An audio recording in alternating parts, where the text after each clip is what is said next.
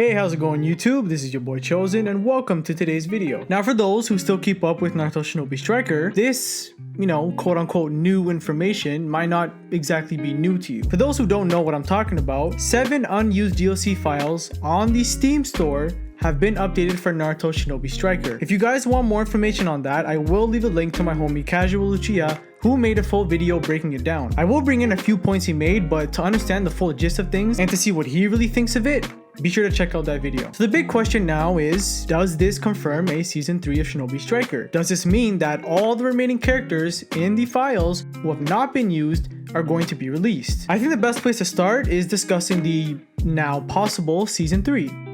I don't know.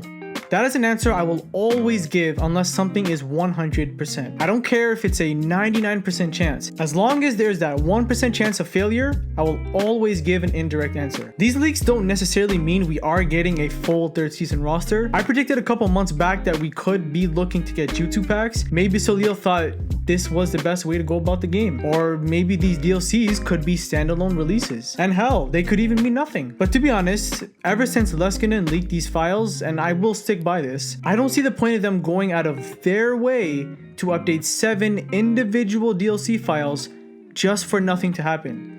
It doesn't make any sense. And believe it or not, that wasn't the topic I really wanted to cover in this video. Today, I wanted to talk about how these leaks could potentially affect the release date of the next game and other few things. Now, after Hokage Naruto released, we got the Storm 4 Momoshiki and Kinshiki DLC. What does this have to do with the video, you might ask? Well, this is just an example on how Bandai doesn't like to intertwine their DLCs or game releases. Why wait until the end of Shinobi Striker Season 2 to finally release the Storm 4 DLC? Why not just do it in January or November? The answer is because if the Momoshiki DLC released on the same month as the Might Guide DLC or the Sasuke DLC for Shinobi Striker, it obviously could affect the sales for one of those releases. Maybe more people would be more focused on Storm 4 again because it's finally getting DLC. So Soleil wouldn't be making as much as they normally would have if there were no other Naruto games releasing out content the same time they were. Now hopefully you guys got an idea on where I'm heading with this and how it connects to next year's Naruto game. If we do get a full 9 season roster or 9 Jutsu Packs, and I know they did only update 7 so far, but nobody has said anything about there only being 7 new DLCs. For all we know, next month 2 more could get updated. So we don't know how many characters they plan to release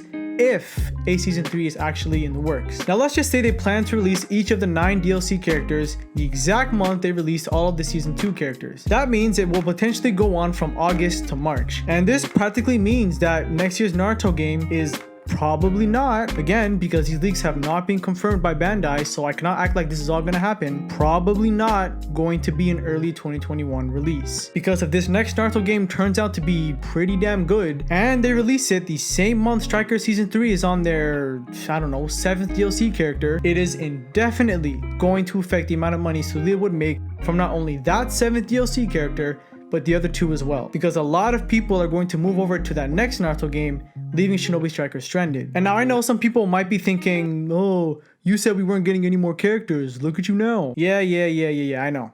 But hear me out. I still do think the original plan was a 2-year contract between Bandai and Soleil. I still do think that Hokage Naruto was supposed to be the last DLC character for Shinobi Striker.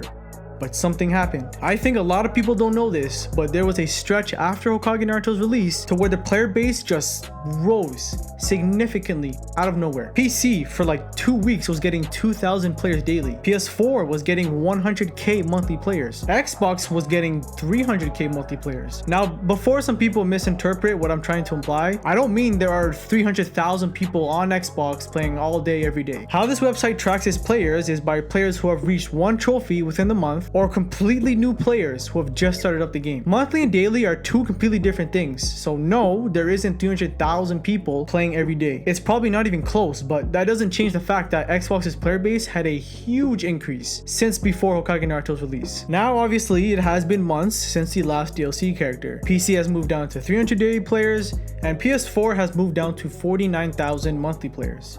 But not Xbox. Xbox players are still sitting at a whopping 330,000 monthly player base. And if you think about it, that's not even counting the people who went platinum, who aren't able to get trophies or who haven't been able to get a trophy in a while. For the first time in almost 2 years, Xbox has officially taken the crown for the system with the most amount of players. Now, last thing before this video ends, I forgot to mention this in my last discussion video, but if there is a time, a legitimate time, and I'm being serious here, to look forward to a Naruto game announcement, it is August. Xbox has the marketing rights to Bandai games, and they apparently won't be revealing their third-party games until August. I predicted that we would hear something around IGN's summer gaming event, and it seems like August is the month I will be keeping an eye out for. So let me know what you guys think. If you're someone like me who barely plays or doesn't even play Shinobi Striker anymore, will you be returning to the game? Will you be returning to the game if we get a third season? Would you rather have these DLCs be Jutsu Packs or characters? Anyways, if you made it all the way until the end, I do give you my thanks, and I'd further appreciate your support by leaving a like on this video. Friday, I will be discussing what 5 stages I would like to see if a Naruto to Boruto Fighters were to come out. If you're interested, do hit that subscribe button. This has been your boy Chosen,